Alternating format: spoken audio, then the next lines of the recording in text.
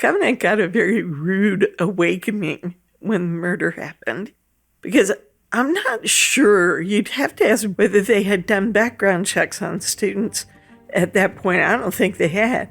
And of course, now everybody's a suspect. So they background checked everybody, and they found out they had students with very interesting backgrounds that they didn't know anything about. So yeah, things tightened up a good deal after that. That's Diane Preston, whom you heard earlier in the series. She worked at Covenant Seminary for over 30 years, and she was good friends with Elizabeth before then. We've spent this series mostly focusing on Michael, Elizabeth's supervisor on the Covenant house cleaning staff. In the eyes of the police, Michael was the prime suspect in Elizabeth's death, literally from day one. But he wasn't the only person they looked at. In any large group of people, even at a seminary, there are going to be some people with checkered backgrounds. But as the police started looking into possible suspects, and Covenant began its own internal investigation, some startling things came to light. Not only about people's pasts, but things that were happening on campus around the time of the murder. This isn't just gossip and hearsay about people's personal lives. These issues raise serious questions about the kinds of people that Covenant Seminary was preparing for the ministry, and how seriously the police were looking into people other than Michael. So today, we'll start to examine some of the other people the police considered suspects, and we'll hear from another retired Creve Coeur detective with his own theories about the unsolved murder of Elizabeth Mackintosh. This is True Believer, Episode 11, Shady Characters. A couple editorial notes before we get into it. First, in Episode 9, Ruth and I were talking about Covenant President Paul Coistra believing that Michael may be psychologically abusing his children. In that episode, I said that this was the result of Coistra seeing Michael interact with his child Carl when the Coistras came over for dinner. In fact, that dinner took place at the Coistras' home, with Michael bringing his family there. So apologies for the mix-up. Second, we've mentioned this before, but we're mostly using first names to refer to the people involved in this story. There are some exceptions, such as people who have gone on the record with us, or anyone who has since passed away. We've also reached out to the men who are still alive for comment. Now, back in Episode 4, you heard detectives George Hodak and Dennis Spory mention that while Michael was their prime suspect, they did look into other men connected to Covenant Seminary. Here's that clip again, with them providing some additional context about the kinds of things that started to surface. It was interesting that, how can I say it? It was interesting the type of people that were attending the...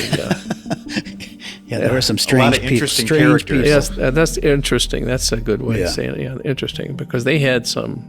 I understand people get second chances, and a church will more than likely be the first ones to give someone a second chance. But they had some real characters. Well, they had one guy who'd been arrested for rape. Yeah. And was acquitted, but then he did it again, and then eventually he went to jail for robbery and died just when he got out of prison. There were several people that had sexual... And they had the head librarian dude. Right. Him, and then there was, a couple people in the dorm that were hiding, having secrets and stuff, and there was just a bunch of... For a religious institution, it was hard to believe that they had those folks living on, or working and living on camp. Well, the headmaster, one of the guys, I don't even remember his name, shotgunned his dog. Yeah, shotgunned him, so that was kind of weird. So he had violent tendencies, obviously, so. Yeah, so TJ, the police show up on campus and then they're sorting through all of these stories about people, and it becomes obvious pretty quickly. They've said before, there are some shady characters, they say, on campus. Well, what does that mean? That can mean all sorts of things. And so they're taking in these stories where somebody did kill their dog, which, okay, concerning, strange. They're getting stories from folks who say, yeah, I used to have a drug problem. Okay, is that relevant to this case? people are also talking about like sexual orientation and, oh yeah, I'm gay or I'm bisexual. Police are trying to figure out whether that's relevant to this case at all. And so we're really just sorting through all of these stories, and police are also hearing about people who had disagreements with Elizabeth. They find out that she had kind of small little fights with several people on campus. There is somebody who had a forgery conviction that they find out about. And then there are also people with more serious criminal issues in their past. So basically they're just sorting through this deluge of information and trying to make sense of it. So now that we've got the less serious stuff out of the way, we'll move on to some of the other people you heard Hodak mention. First is Eugene Smith. He started at Covenant in January 1989, and he was enrolled in the MDiv program. What no one apparently knew was that in 1987, Smith was arrested for attempted rape with a knife. Later that same year, he was accused of rape by another woman living in the same motel building as him. He was arrested by the police in a St. Louis suburb, and then he spent 6 months in the St. Louis County Jail. But neither incident resulted in a conviction. The day after Elizabeth's murder, the police interviewed Smith at St. John's Hospital where he worked. Then later that same day, they brought him to the Creve Coeur police station to be fingerprinted. On the drive to the station, one of the officers asked him if he had ever been arrested, and he said that he would rather not say. When they pressed him on it, he said that it was a long time ago. But as soon as they got to the station, the officers ran his record, and they learned about the 1987 rape arrests. Smith told police that he had classes with Elizabeth and that they would occasionally say hi to each other in passing on campus, but they never interacted socially beyond that. He claimed that on the morning of the murder, he woke up around 6:15 and that he was seen shortly after that by 2 other students in the dormitory kitchen. While these other students didn't specifically mention Smith in their interviews, the police don't seem to have specifically asked about him. When he was re-interviewed a couple weeks after the murder, Smith told police that he would cooperate as much as he could, but that he would not take the polygraph. He isn't listed in the Covenant student directory for the following year, and in 1993 he was convicted of armed robbery with a knife in Kansas City and sentenced to 5 years in prison. Eugene Smith died in 2006.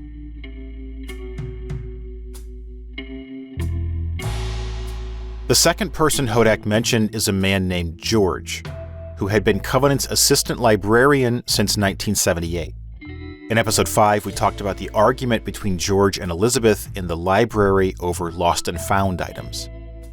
George told police that he had last seen Elizabeth the night before her death, at Providence Church. Like many people the police interviewed, he witnessed Elizabeth having a conversation with their pastor, David Weinkoff. We'll talk more about that conversation in the next couple episodes. George also told police about an incident that took place when he was a student at Covenant in 1971. Just down the street from Covenant Seminary is Mercy Hospital, which back then was called St. John's, and that's where Eugene Smith worked. Incidentally, all of my children were born at that hospital. Anyway, George had gone over to the hospital to eat, presumably in the cafeteria, but at some point a security guard found him hiding in a women's restroom with a piece of metal from a car engine. His plan was to knock out the first woman that came in, undress her, and fondle her breasts and genitals. Thankfully, the security guard found him before anything happened. The Creve Coeur police were called and responded to the hospital, but no police report of the incident was made. Apparently, Covenant decided to address the issue internally.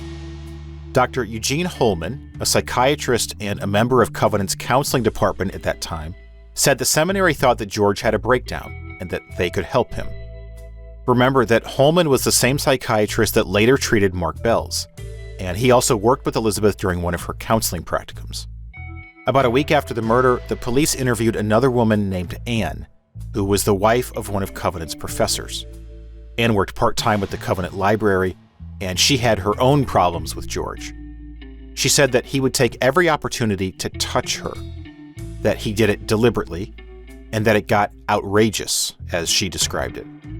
She said she finally communicated non-verbally to him that she didn't like him touching her, and he became hostile towards her. and felt like he disliked women that aspired to leadership roles. In terms of a possible connection to Elizabeth's murder, George's wife told police that he had been home all morning until he left for work around 7 a.m. And in his interview with police, George said that he never made sexual advances towards Elizabeth. Dr. Holman told police that he was sure George could not have committed the murder because he wouldn't have been able to plan out an attack and then plan a successful cover-up and escape. If George did commit the murder, Holman said, he would have confessed. Here's Ruth. So, TJ, we've gone back and forth about how to talk about this particular person because it gets messy really fast, and, we want to be respectful of them as a person, but some of the details obviously are concerning. And so how do you kind of balance that? I do think, though, the part that stands out to me is this idea of Covenant had worked through an incident with him before where he was found in the bathroom and where he said he was thinking about maybe assaulting a woman. And so they wanted to give him counseling, which is good, but then apparently they let him work on campus, and I don't know what level of oversight or checking in was ever done of, hey, do you still have these thoughts? Do you still have these urges? Did anybody else ever complain about him? So, what do you think? I don't know. It's very messy and very complicated. On the surface, it doesn't look good that this incident happens in 1971, and Covenant essentially says to the police, don't file a report, we'll handle it. We'll give him counseling, we'll take care of it. And it feels very much like the opening scene of Spotlight, the film about the Catholic sex abuse scandal, where the priests are at the precinct and the two cops are talking and saying, hey, it's going to be tough to keep the press out of the arraignment, and the other cop says, what arraignment? And then both priests walk out, they get in the car, and the car drives away, and that's the end of that, and we know how the rest of that story played out. But George is also a very sympathetic character, I think. He's said some stuff to the police that we're not going to share publicly, but details about his past that this incident in the bathroom in 1971, I don't think was coming from a place of a malicious intent. I think he was a very awkward person. He was a very confused person. He seems to have had sort of a breakdown at the time that this incident happened. So, how do you balance, okay, you have sympathy for someone on the one hand, but also then this person is working around other people in the same institution that knew that he had this incident. So how do you deal with that? And we know that there were some people on campus, Elizabeth included, who didn't really like working around him. They thought he was strange. He would make strange comments. Somebody said that he would touch her inappropriately. So yeah, those are all things that we can and should be aware of, and that the institution probably should have managed. But you and I and the police don't seem to think that any of those things connect him to Elizabeth's murder. And so we have to kind of figure out how to balance that. One other thing that's worth mentioning, right around the time of the murder, George had been passed over for the library director position. At the time of the murder, he was the interim library director because the former library director, Joseph Hall, had left to go to Knox Seminary. They passed him over, apparently because they told him that they were looking for someone who was more extroverted and outgoing. George was more introverted. But it also makes me wonder if they didn't promote him to the head position, maybe because they knew about this and they thought, okay, we'll let the guy stay as an assistant, but given his past, we can't promote him. I don't know. Yeah, there's no way to know for sure, especially since there was that gap in administrative leadership from the 1971 incident to the 80s and 90s. Well, in the police report, George says that Brian Chappell was the one who communicated this to him. So Brian Chappell would know, but we have not been able to speak with him. Now, we'll move on to some of the other interesting characters at Covenant. The person who features most prominently in the 1990 police reports, aside from Michael, was another Covenant student named Larry. During their investigation, the police took fingerprints from the bathroom stall where Elizabeth's body was discovered, and one of the fingerprints matched Larry. When they questioned Larry about it 3 days after the murder, he said that it had been a week or two since he had used that restroom, but even then he had not used the stall. There was some back and forth with the officers, but in the end he could never explain why his fingerprint was in that stall. About a week later, the police contacted Larry at the seminary and asked him to come back to the station for a hair sample and a polygraph examination. Larry reacted very nervously, saying that he was too busy that day, but he did agree to meet them the following Monday. A note in the police report says, "He was obviously reluctant to speak to us." So on April 9th, the police picked Larry up and brought him back to the station. But when they got there, Larry said that he did not want to cooperate with the investigation and that he wanted to speak to his attorney. After several phone calls, Larry finally got a hold of the attorney, who advised him not to make a statement. But while all that was happening, the police at the station quickly got a search warrant to obtain a sample of Larry's hair. So they took the hair sample, but Larry didn't take the polygraph until 2 days later when his lawyer could be physically present. The test was administered by the same man that did Michael's test, Sam Yarborough, and his conclusion was that Larry was truthful and was not involved in Elizabeth's murder. The police also interviewed several Covenant students about Larry, including his roommates. He rented a room in a house owned by another Covenant student named Gordon, who more or less corroborated Larry's story that he had been in bed at the house until later on the morning of the murder. However, the roommates were mostly assuming that Larry was still in his room when they were up that morning. They had seen his car in the garage the night before, and they saw it again in the garage when they left for class that morning, but none of them could be certain that Larry didn't leave and come back at some point overnight. One female counseling student named Cheryl told police that Larry was suffering from depression.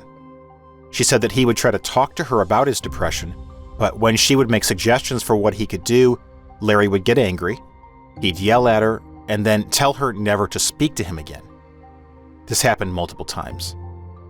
And around the time of the murder, Cheryl was also receiving notes from a supposed secret admirer, but she told police that she thought the notes were coming from Larry. The two shared adjacent study desks in the library, and one of the notes said, "I saw your son's picture on your desk, and I know where he gets his good looks from." As far as Cheryl knew, Larry had no social life, no hobbies, and no relationship with Elizabeth Mackintosh.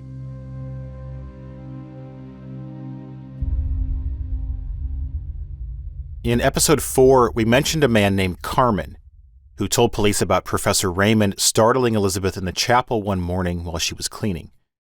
Carmen doesn't seem to have been taking classes that semester, though he had apparently been on campus the week before the murder.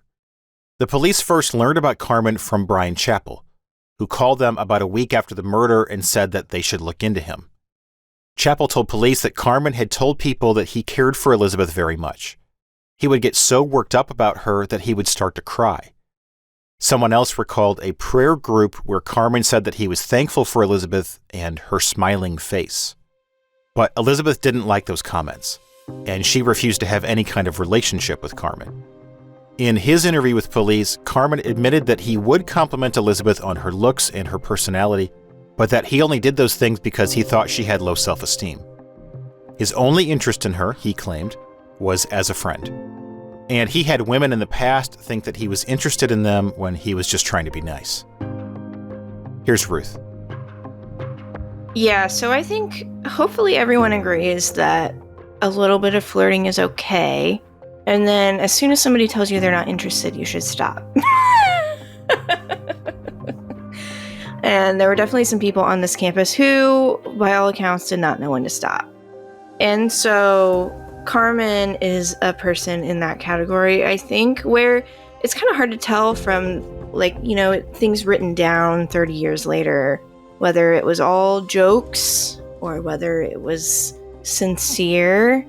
And then why didn't he stop when she said she wasn't interested?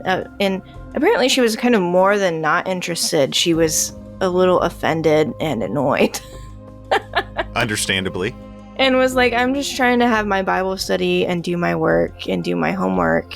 why do you keep bringing up my appearances? If that was me, I would very much be in Elizabeth's boat and be like, dude, stop.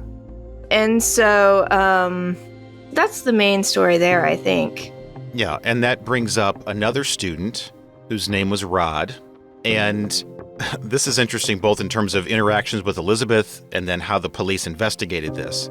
So Elizabeth and Michael's boss on the house cleaning staff was this guy named Tom. We've talked about him briefly before.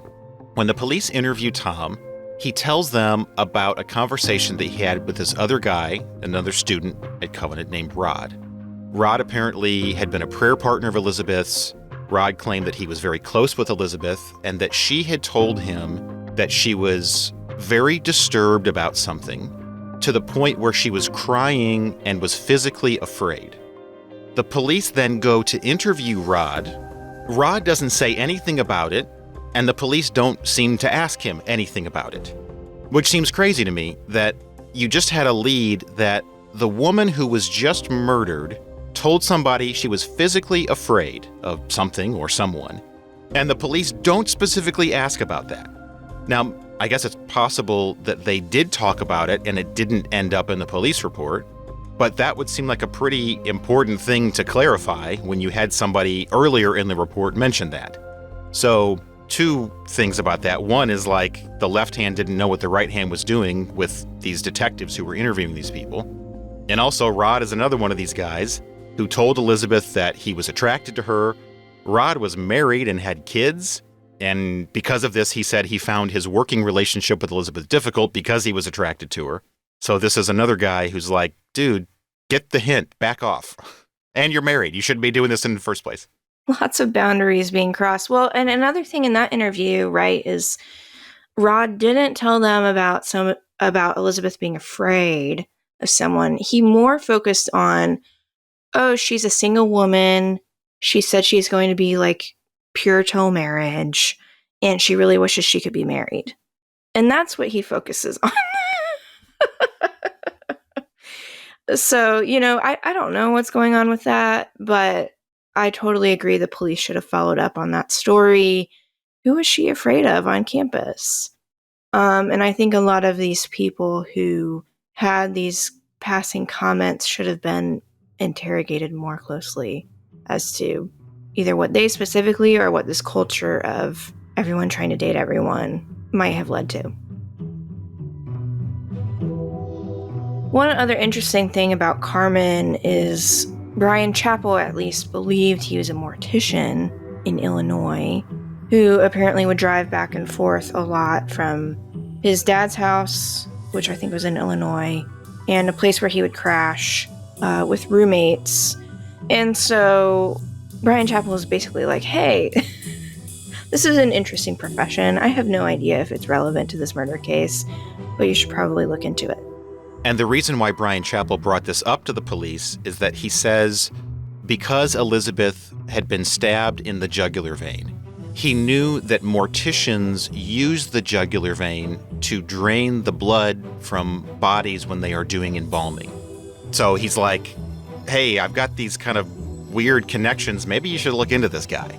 I don't think Brian Chappell was specifically saying he suspected him, but he's kind of like, hey, this is a kind of an interesting flag. Why don't you check it out? Right. Again, I mean, everybody on campus was basically throwing out everything they could think of, and this was one point of speculation. The last person we'll talk about for now was a Covenant student named Uday. As the major case squad was investigating the first week after the murder, they interviewed dozens of people on campus and asked them if they ever saw anything suspicious or suspected anyone.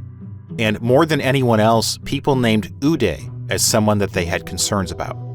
But at the same time, people also acknowledged that since Uday was from Nigeria, there could have been some cultural differences that explained his behavior. One former student I spoke with named Rob said that Uday would stare at people like he was violently angry. He looked at me like he wanted to kill me and everyone else around, Rob said. Elizabeth's roommate Chris told police that some people on campus didn't trust him, and some people called him a woman hater. But she added that Uday had always been respectful to her and to Elizabeth. One of the library assistants named Barbara told police that Elizabeth had been helping Uday in the library for a while. But at a certain point, Elizabeth felt like he needed to work on his own. Barbara thought that Uday may have been frustrated by this. She said that he was demanding, aggressive, rude, forward, and a frequently argumentative person, and that other women on campus were frightened by him. The last thing to say about Uday comes secondhand from another student the police interviewed named Thomas. He told them that Uday had a theory that maybe Elizabeth was killed because she saw homosexual acts in the bathroom. We're only mentioning it because this is another one of those whispered rumors that Ruth and I have heard numerous times from numerous people connected to Covenant, but for which there's never been a shred of evidence to support. I think that because Elizabeth's death was so incomprehensible, people were grasping for something, anything, to make sense of what could have led to someone killing her. And at Covenant Seminary in 1990, walking in on gay sex in the men's bathroom seemed like the most extreme thing that people could imagine. Finally, there was a series of odd phone calls that women at Covenant were receiving around the time of the murder. In her initial interview, Elizabeth's roommate Chris told police that the month before, Elizabeth was receiving wordless, annoying phone calls. According to Chris, it was almost like the caller could see that Elizabeth would be home. Because her schedule was so erratic, the calls couldn't have just been random. The caller would never say a word, just breathe into the phone. Elizabeth had asked her boss, Tom, who also managed the campus housing, what she should do about the caller, but he just told her to keep track of the calls that she received. After the police learned about this, they started contacting most of the other women enrolled at Covenant to see if they were also receiving similar kinds of calls. In total, 8 other women had been called over the last few weeks and months, and some were continuing to get the calls after the murder. One woman reported that a caller identified himself as Dave and then talked obscenely to her. But there's no indication in the police reports that they thought the calls were connected to Elizabeth's murder.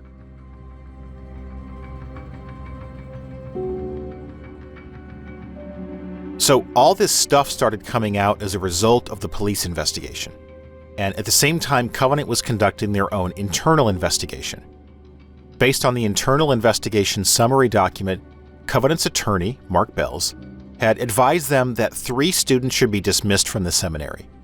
None of them are named, but based on the context, we know that one of them was Michael. Then, in addition, Covenant dismissed 2 more students, both of whom had, quote, been involved in numerous serious violations of student rules and regulations. In addition, both students were seriously delinquent in payment of their student fees, unquote. Again, based on the context from some of the other interviews in the police report, we know that one of those students was Uday. Finally, Covenant fired George from his position on the library staff. Here's a sentence from the summary document. Quote, "We had recommended that this employment be terminated, primarily because of his failure to respond openly and truthfully regarding previous criminal offenses in one of our interviews with him, although the seminary had other reasons in addition to that." Unquote. What those other reasons were, we don't know. And it's unclear whether or not anyone in the Covenant administration had known about George's history before it came out during the police investigation of Elizabeth's murder. As you heard, Dr. Holman was on staff at Covenant during George's hospital incident in 1971, but he left the seminary in 1985. We don't know if he ever told new administrators about George's past, or if there was anything in George's student or employee files about the incident. Dr. Holman died several years ago. Here's Ruth. Yeah, we've said a few times that, seminaries and churches should be places where people with, past trauma, past mistakes, past misdeeds should be able to come, learn about Jesus, learn how to act better, learn how to work with their community in the future. And that was very much Covenant's perspective in 1990.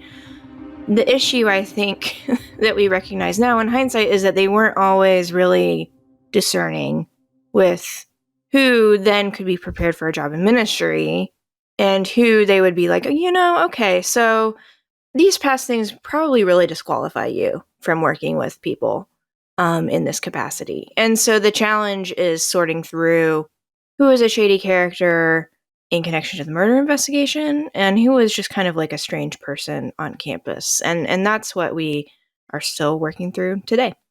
Yeah, the psychiatrist Eugene Holman, who treated George and also later went on to treat Mark Bells, when the police interviewed him, they were asking him about his perspective on the murderer, like a psychological profile of what that kind of person would be like. And he was talking about the different people on Covenant's campus. And he said this to them, and I want to read this quote because I think it's a pretty good encapsulation of everything that we've been talking about. So he says, "A large number of seminary students have sexual troubles. They will escape to seminary hoping to either get answers to their problems or hoping that their sexual inadequacies would disappear. They then learn to hide their problems, but the problems are still there. The training they undergo leads to more stress about their problems, which leads to deepening depression." So it's like these guys are coming to seminary, we can't say all of them, but some number of them seemingly not because they want to go into the ministry and they have a calling to lead a congregation or these kinds of things. They're thinking like, okay, I'm going to go to seminary to fix my issues. And that might not be the best motivation to go to seminary. Totally agree. Well, and if I can just add to one added layer of all of this that I think is important to know without getting too into the weeds about it. So there were some people with past legal issues. There are also some people on campus who had what the seminary would consider to be moral issues. And the biggest thing that stands out to me is some men said that they were attracted to other men. And at Covenant Seminary and the PCA in 1990 and today, that would mostly disqualify you from being a pastor. And so they had to keep that a secret. And the question I always wonder when you have to keep a certain taboo thing a secret from everyone and everything is that increases the likelihood of personal distress and of things possibly going wrong and of social stigma of somebody saying, hey, I think you're a bad person and a bad pastor because of this thing about you. And so that's just an added layer to all of this that was present then and that we have to kind of figure out how to factor in without claiming that gay people are murderers, because that's not true either. And I think it's analogous really to this entire series. We've talked so much about how it seems like Covenant wanted Elizabeth's murder to go away. They didn't want to talk about it. We've heard various, some people talked about it on campus. Some people got the impression that it was a thing you're not supposed to talk about. So it kind of got buried. It went underground. People who attended Covenant very shortly after the murder never heard about the murder until they listened to our podcast. And we probably wouldn't be doing this podcast if Covenant had been more open and talked about it. So when you bury something, it grows and it festers, and eventually it's going to come out in ways that you didn't expect and probably didn't want. Well, and the speculation is harmful too. So these people we're talking about in this episode, we're not talking about them in order to dig up, nastiness. We're actually hoping that this will stop some of the speculation and let some people move on with their lives and just have a little bit of a weight taken off, if possible. So those are some of the people, other than Michael, that the police looked into in 1990.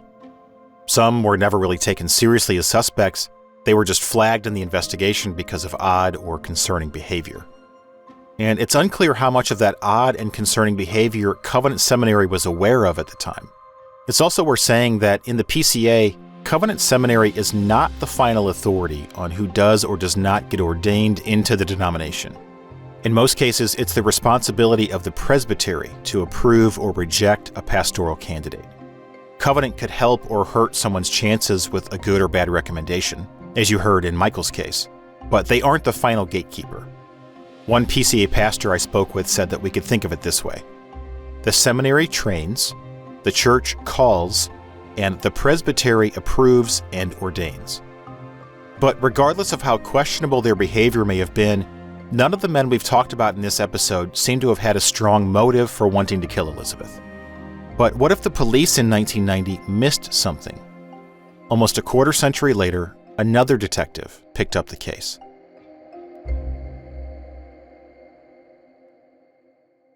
I spent 2.5 decades in law enforcement, and prior to that, I worked a couple of years in corrections in a prison system. I worked for a metropolitan police department in the St. Louis area, where I spent just under a decade as a detective, working many types of different investigations. I have a bachelor's degree in justice and law administration. Prior to that, I served in the military. That's Detective Scott Worth. He was with the Creve Coeur Police Department from 1999 to 2020. And starting around 2014, he did a deep dive into Elizabeth's case. Over the next few episodes, you'll be hearing from Detective Worth about different aspects of what he discovered and the theories he developed. Here, he talks about the state of the case when he got into it and how he approached it.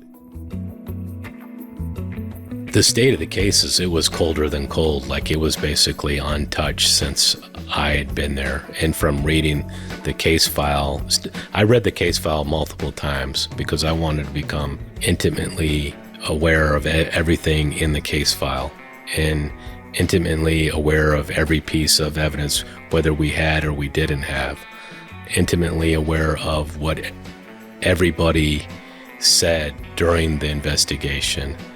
And I became involved in it in 2014 when a former attorney contacted our chief of police, and myself and another detective fielded that call with that former attorney from the seminary, and we took it from there. But I always liked a challenge. I never veered away from a challenge. I thought it was disappointing that there was no movement or nothing being done, not even a try or an attempt. Also, I like a challenge. Whether or not I'm going to win or lose, I don't care. I'm willing to battle, and that's what I wanted to do when I took on this case. And that's basically why I got involved, just because I'm a competitor. If you're a detective and you're not a competitor, I don't want you working my crime scene. I'm willing to take on that challenge and roll up my sleeves and do all the necessary things. And no matter how grueling it is, even if you have to start over, which I, for all intents and purposes, did when I started looking at this case. You heard Detective Worth say that he got into the case because a former attorney from Covenant Seminary called the Creve Coeur police, and that he fielded that call. We're going to talk a lot more about it in a future episode, but for now, just keep in mind that that attorney was Mark Bells. Did you get any pushback by digging back into the case? Yeah, I got some pushback, and I also basically directed, hey, you don't need to solve this, because I think there was some embarrassment factor about how evidence was handled in the past on this case and whatnot, and there was some political pushback to not get involved. And I even had one particular supervisor say, so what now? So, your search warrant didn't yield anything. So what now? Basically, see what you did. You created a whole bunch of circumstances and you didn't solve it. These things, anybody that works murders knows the peaks and valleys of a homicide investigator. If you can't hold on, you're in the wrong game, because there is a whole bunch of peaks and valleys. There is days when you're going to be like, whoa, this is really promising, and then all of a sudden you're going to have your hopes dashed, right? So there was political pushback, and then I was basically told not to do one of these search warrants that I did in this thing, and I'm like, well, what are you going to do? You're going to tell me that they're going to issue a search warrant and you're not going to let that happen? Are you really saying that? Is that what you're saying? And they wouldn't say that, but there was a little bit of that going on too. And so when you dug back into it, you kicked over a bunch of rocks that hadn't been looked at yet. Right. Did you talk to new leads? What did you discover that maybe hadn't been looked at yet? Well, there was a whole litany of things that hadn't been looked at yet. I started discovering things on the case that so I just made a pact to myself, hey, this doesn't seem right. Like, let's just start over. Let's just take it from day one and start running interviews all over from scratch, because there are people that had edited things that were said by potential, witnesses or whatnot. So I just took it from day one, and basically I took it from scratch and just started interviewing people all over again. And there was a few particular people that stood out to me that I wanted to interview and talk to and determine, and that's what I did. So when the police arrive, I'm assuming that in 1990, collection of DNA wouldn't be to the standards that we would use today, or they didn't use DNA evidence as much as they use today. So what would have been, in terms of evidence collection, the way that they handled the crime scene, talk me through what they did, what they should have done, and the difference between what's understandable because we just had different standards back then, or things that maybe they should have known to do anyway, even though it was in 1990. Yeah, in 1990, I can't speak to that because I wasn't an officer in 1990. I was later on in 1995, but what they would have done is they would have tried to maintain the scene regardless, and photograph the scene in place before people actually entered the scene. And they would be focusing more on things like fingerprints in 1990. Nowadays, we focus on a lot more than that, like skin, urine, blood, semen, hair. Fingerprints still too, but we're more DNA orientated in the law enforcement world than we were in 1990. There wasn't a known collection process that St. Louis was using in 1990 for DNA. So that's the things they would have done differently. They would have taken specific items to DNA. Like, for example, I remember earrings on the floor in the bathroom. I think there was some sort of jewelry in a lecture hall that was adjacent to the bathroom in the basement, where they originally believed that she was accosted and then dragged into the bathroom or taken into the bathroom. And that's where the presumed electrical cord came from, was from an audio video cart in that lecture hall just adjacent to the bathroom. So there's a side entrance to that lecture hall, and there's also one down towards the bathroom. It's literally, you take a right out of that outside door and you're right there at the bathrooms. And there's a janitor's closet right there to the left of the bathrooms. So that would have been the main things. Like they would have probably bagged her hands, and they may have still bagged her hands, right? Because they did concentrate on some fingernail clippings back then, but later it didn't prove evidentiary, or DNAs came a lot farther than it has now. Like the testing in some of the machines that they use to test for DNA are a lot better now than they used to. But unfortunately, maybe they had something on a fingernail, but it was so small, it wouldn't have worked under the old means of testing for DNA. But in a new system, in a new machine, it would have worked. But they may have already priorly used that total sample that they can no longer run a test because it was used. So I know I came across that one time when we were investigating this case, that there was a blood sample, but there was literally only enough to run one test without a confirmatory test. And it didn't prove anything, great, but had we needed to test it again, there just would have been no more evidence to test because it was so minute. So that's the major things that would have been done nowadays compared to in 1990. And I just think the police are better trained nowadays than they were in 1990. When Detective Worth reopened the case, part of the problem was that there was little to no physical evidence for him to work with. Most of the samples that had been collected in 1990 had already been used in previous tests. Here, he talks about some hairs that were found on Elizabeth's body at the crime scene, both human and animal hairs, and how those hairs may have gotten there. In police work, you have the theory of transfer, right? Whenever you go into a scene, you take something with you into that scene, and when you come out, you take something out. And that's what we were thinking that the suspect did, is through the theory of transfer, he transferred hairs on Elizabeth unknowingly, when he committed this act and left the scene through the theory of transfer. Well, you also have the theory of transfer being that you're in a bathroom, okay, a men's bathroom, to say the least, and everybody's been in public restrooms, right? And they're just horrible, right? And there's DNA everywhere. There's hair on the floor. There's urine on the floor. You don't know who brought in what, if it was the bad guy or it was already there, right? So we're dealing in a petri dish for a crime scene already that could have been there. And through the theory of transfer, she just picked it up through falling on the floor. Right. Or through cleaning. She's a cleaning lady, too. No telling where she picked it up. Right. She could have picked it up in another room. Mm-hmm. And so even if you got a positive match, it probably wouldn't be admissible because... It wouldn't be indicative without other corroborating evidence. It might be, one particular, piece, but without other things to align it with, it really wouldn't be evidentiary. It wouldn't be enough to prove or disprove whether or not it belonged to a killer without other corroborating information. For sure not.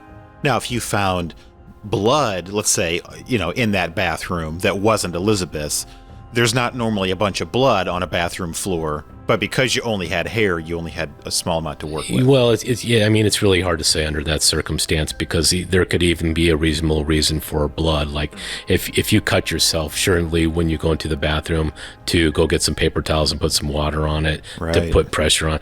Like now, if I would have found a weapon with blood on it and then blood on that knife that wasn't Elizabeth, that would be more indicative, right? Right. Certainly that would. Or touch DNA on that weapon and then Elizabeth's blood on that weapon or something like that. Or DNA on the electric cord that was used to, strangle her. That would be more indicative, at least because that would be harder to explain, right? But we don't have any of that. We don't have any of that. None. No. So... yeah, it's a worst case scenario for a detective because you have really, really bad evidence. The only thing you have in this particular case is a couple fingerprints, but they could have been laid there without malintent, meaning just through normal circumstances, we pulled a print. It doesn't mean it's the bad guys. You got to have other corroborating things. Right. A fingerprint is really nothing without being able to prove they weren't allowed there, or it was, you'd have to have more. A confession, an eyewitness, something else. That's not enough in and of itself. Is it evidentiary? Sure it is. Is it enough to raise an eyebrow? Yes, but I'm sure there have been many people in that bathroom. And to say whether that fingerprint, that we found a fingerprint in the bathroom, we also found one on Elizabeth Knox seminary admission letter. Which matched David Weinkauf. Right. But we couldn't say when that happened. I couldn't give you a date because fingerprints can be there a really long time or they could be there a really short time. We can't time date stamp them. We don't know. Criminal justice system has not came that far that we could, time date stamp a fingerprint. We just know through the theory of transfer, it happened, right? 33 years later, is there any evidence that could turn up that you think could conclusively solve this case short of getting a confession out of someone? Sure, I think there could be evidence that could show up. What would that be? What if someone comes forward and says this is the murder weapon and it's got Elizabeth's blood on it and then it's got the DNA of the killer? That'd be huge. We still don't got the murder weapon per se, one of the murder weapons. They surmised that it was a pair of scissors, but no one's been able to quantitatively say where that is or where, that could happen. Right. Sure, that could happen.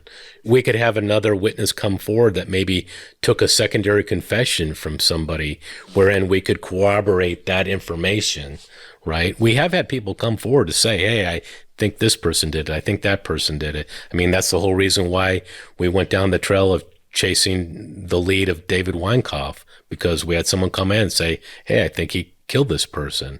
But legally, we couldn't prove it. Like, there was enough to maybe raise an eyebrow there, but there was a lot of eyebrows to be raised in this case, period.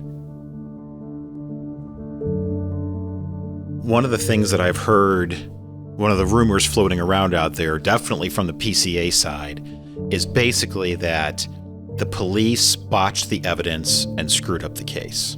is there any truth to that? Was there mishandling of evidence? Could they have done things better that could have facilitated solving this case? Oh, for sure. Yeah, and now you're talking about a 33-year-old case. There's probably not a police department in the country that can say, hey, we've held our evidence in a pristine condition forever and ever. Police practices were not very good, and police nowadays, they're beat up a lot more in the press and whatnot, but they're more highly trained, more highly skilled, more highly educated than they've ever been. And you're talking about 33 years ago. Yeah, there's evidence that was botched in this case. There's probably evidence that was lost in this case. There was probably evidence that was never turned in and filed in this case. Sure. And by being in charge of this case later on, I can say that. I can say that succinctly, like, there's missing items in this case. Like, I can't say they were on an evidence sheet in the missing, but maybe they should have been on an evidence sheet and seized, and they weren't, right? I mean, some of the reasons for some of the evidence being gone is explanatory because we tested all the evidence, you know what I mean? Like biological evidence, like we tested fingernails, they get destroyed in the process of testing or whatever. Can't reuse that or sample. Or blood samples. There's explanatory reasons why that type of evidence would be missing, but there's plenty of other things that I could point to in this case by working it and being like, what the heck, man? Like, are you kidding me? Like, this is unacceptable, bro. Like, this is a homicide. Like, we don't operate this way. Like, if you're going to keep a checkbook, you got to keep it clean. Like, you know, this is not how we operate but like I said, the practices and principles of policing have changed in 33 years. Guys and gals that have never worked a homicide, or an agency that's never worked a homicide, and then all of a sudden they're worked one. And then, I mean, cataloging the evidence is in itself a chore, like in order to do it right. Like there's a lot of things that go on there and things that should have been done right, and but that comes with time and experience and training. And unfortunately, there's probably not a police department in the country that doesn't have a case where they're like, oh man, where's that at? How come that wasn't seized? Or where's that at now? Like, or worse yet, they've had a fire in their evidence room or something like unexplanatory that just zapped their evidence. Like whatever they had is forever gone, right? So yeah, there could have been things done better for sure. To me, that feels like a pretty good summary of this entire series. There could have been things done better for sure. So now that you've heard about some of the suspects the police looked into in 1990, and Detective Worth's opinions about how that investigation was handled, it's time to move forward to 2014, and some new suspects, and new theories that had never been considered before. Next time. True Believer is written, recorded, edited, mixed, and executive produced by TJ Ingracia. Co-written and co-produced by Ruth Servin-Smith. Research and development by Kyle Hackman and Doug Servin. Visit truebelieverpodcast.com to see additional materials related to each episode, or to get in touch with us.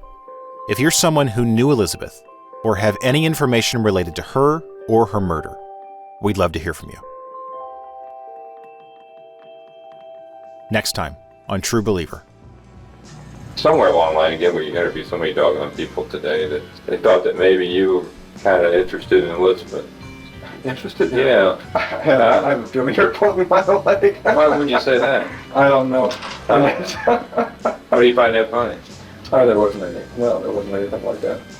I became very interested in finding out when different people knew. If you can find someone who knew sooner than everybody else, then that's the person you kind of hang on to and go after.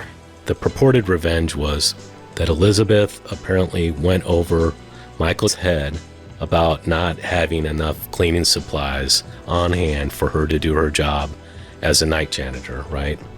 I didn't think that was enough of a reason, so I started going through the case, and I found other means that I thought there was other reasons that were stronger than this one to have ended in her demise.